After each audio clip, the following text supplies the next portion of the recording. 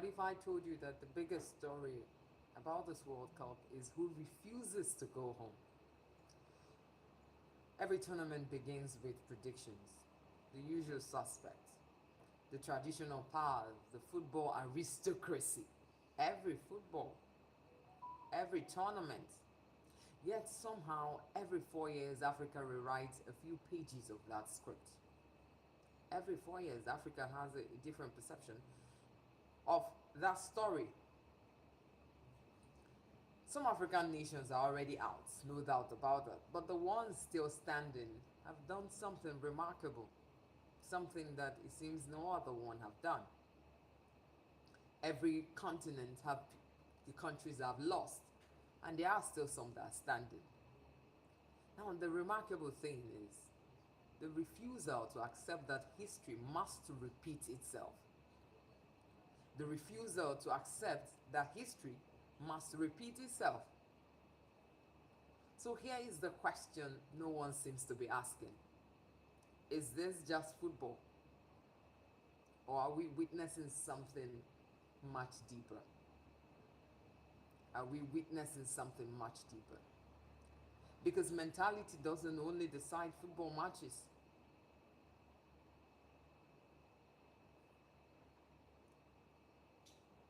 Permit me to repeat this, and you understand why I had to repeat it for emphasis sake.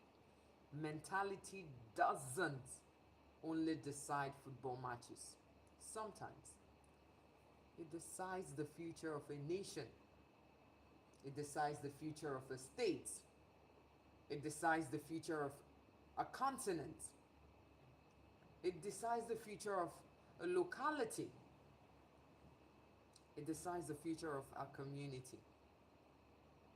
I'm Chioma Lina, and this is the Bold Angle. Now let's examine some things. When people discuss African football, what usually comes to mind when people discuss African football? The conversation always begins with talent. When they discuss African football, you talk about fast players, you talk about creative dribblers. People also look at powerful athletes, the natural ability. But I tell you something, talent, or you can say potential, it's never been a problem for Africa. Talent has never been a problem for Africa because I tell you something, talent has always existed with Africa. It's not something in short supply. Talent is not something that Africa has in short supply. The real question has always been, what happens when talent meets pressure? Hi, hello. What happens when talent meets pressure? Pressure changes everything. It exposes preparation. It exposes leadership. It tells you what is in a thing. Pressure exposes leadership. Right? I beg for this. Apologies. Sorry. What's happened? Sorry, dear. Pressure changes everything. Pressure tells you what is the actual content of a thing. Whether it's being faked or it's real, pressure is what tells you that. It exposes the leadership. It exposes the unity of a team. It exposes mentality. I give you an instance. Oh, okay. Over the time, I will build it as we go on. You say, well, what we do? Okay. And perhaps that's why the remaining African team in the football deserves a closer look. If you look at the football, the World Cup going on, the tournament on right now, the particular African team that is still playing deserves a closer attention. Not because they are Africans. No, not because they are Africans. but because they've demonstrated something way much more than talent, something every successful nation eventually learns. The fact that behavior change, belief rather changes behavior. Your belief system, your mindset, your mentality towards a thing is what determines your approach towards it. It determines the end goal. A team that it belongs on the biggest stage plays differently. A team that has said, oh, you know what, this is also ours.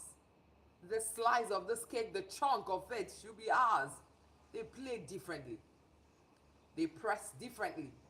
They defend differently. They dribble differently.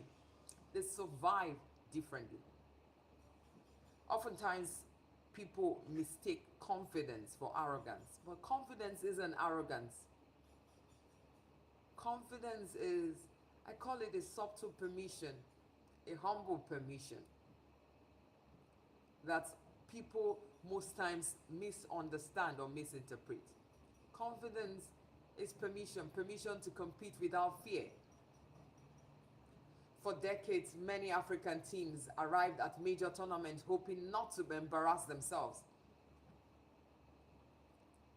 Here is the World Cup and it's proven itself for everyone that is still there and is not there. The unfixable, hello. Okay, let's continue. Oh, doing business. Today, some arrive expecting to beat everyone. That's a psychological shift. There is a psychological shift. Something that you can't take away from a man is his mentality, is his mindset towards a thing. Before the world will accept you, you need to first accept yourself. Before the world will believe in you, you need to first believe in yourself. So I say the World Cup, this particular tournament isn't just football. The mindset thing is not just about football. It's true in economics. It's true in diplomacy. It's true in technology. It's true in leadership. A lot of people, and I know if someone hears this, the person will be like, okay, are you talking about yourself or someone else? A lot of people hear about AI and they are skeptical about it. It's mindset.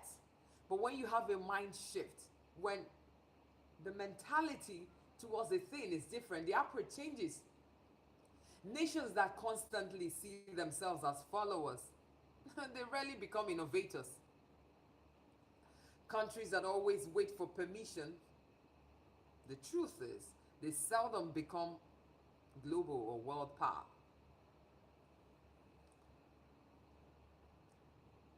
I want us to get this clear, that mentality does not replace strategy.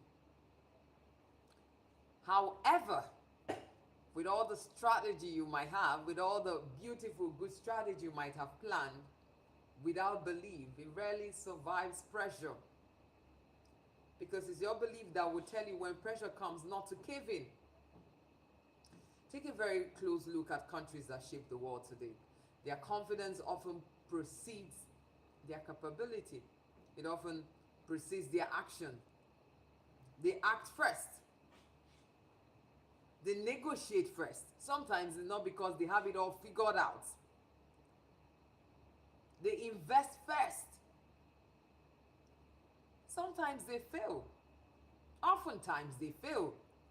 But they refuse to think like they're just spectators.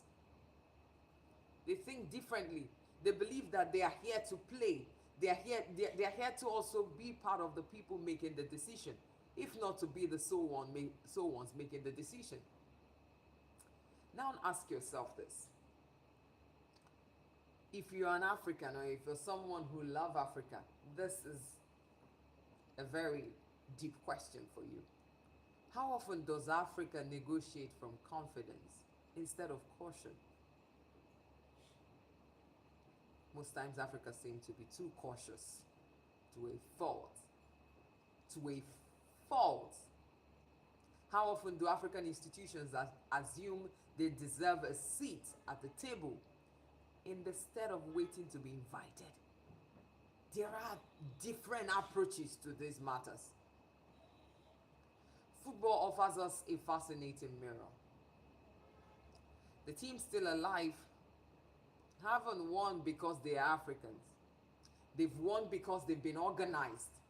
The team still playing in this football. Yes, there is a place that people want to ascribe to luck, but not everything is luck.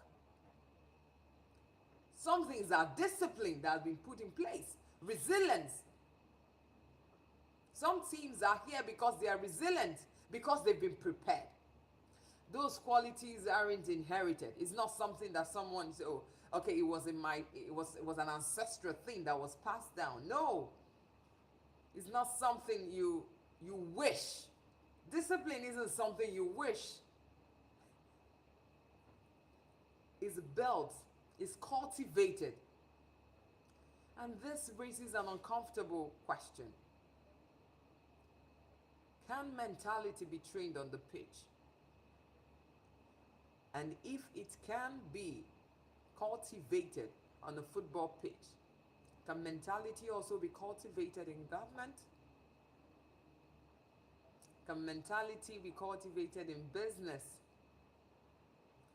Shukma, you're talking about business. Mentality, can it be cultivated in business? Can it be cultivated in education, in diplomacy?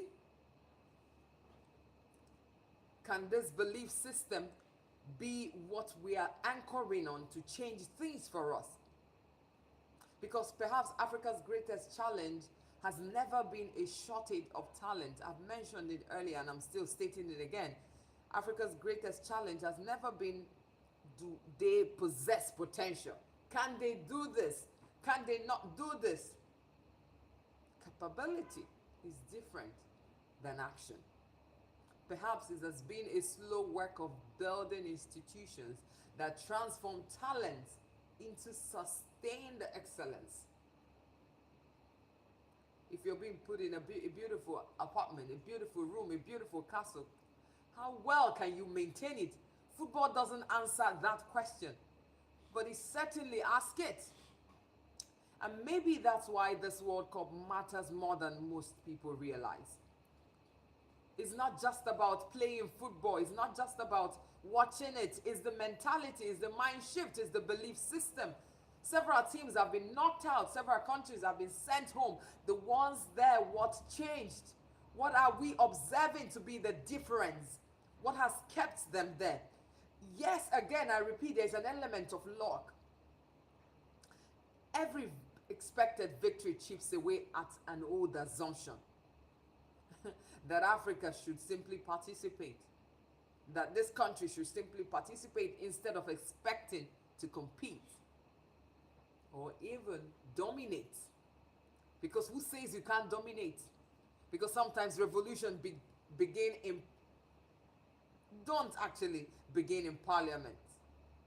Revolution don't actually begin in parliament. Sometimes or oftentimes revolution begin when people stop believing that certain outcomes are impossible. Again, it's your belief system, your mentality that will change a thing. I can say I want to give you $1 billion, or someone might say they want to give me $1 billion. My mindset is what will prompt the person, I believe in you, even if the person didn't actually intend to give me the whole. But the belief that this person can is what makes me have it. Our mindset. I'm bringing this to a close and I'm saying this. The scoreboard tells us who won the match. For this football World Cup tournament ongoing, the scoreboard tells us who won the match, but it never tells us what changed inside the minds of millions watching.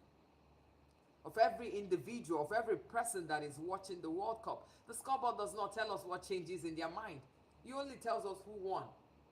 And sometimes it might not be true, because it seems some teams are favored more than some, or not less favored more than some. But let's shift away from that. The real story is not the goals. The real story for this tournament, this World Cup tournament, is not in the penalties. I shock you. It's not even in the trophy. Who lifts the cup? but the possibility, that confidence can become a culture, that resilience can become policy, that belief can become strategy. And if that transformation is possible on a football field, the big question, what else might Africa be capable of? What else might your nation, your government be capable of? I'm Chioma Lina. Again, this has been the Bold Angle. Thank you so much for being part of today. I appreciate your feedback. You can always come back to rewatch and drop your comments. It's very important. I welcome it. We welcome it, and we'll always get back to you.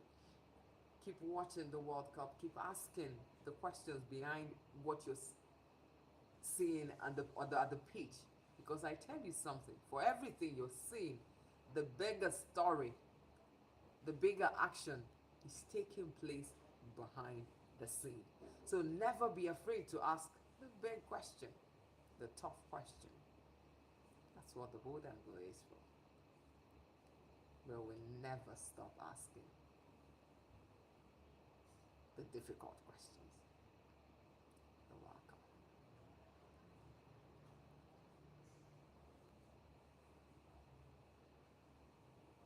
And yes, please don't forget to share, like, subscribe. Don't just pass through.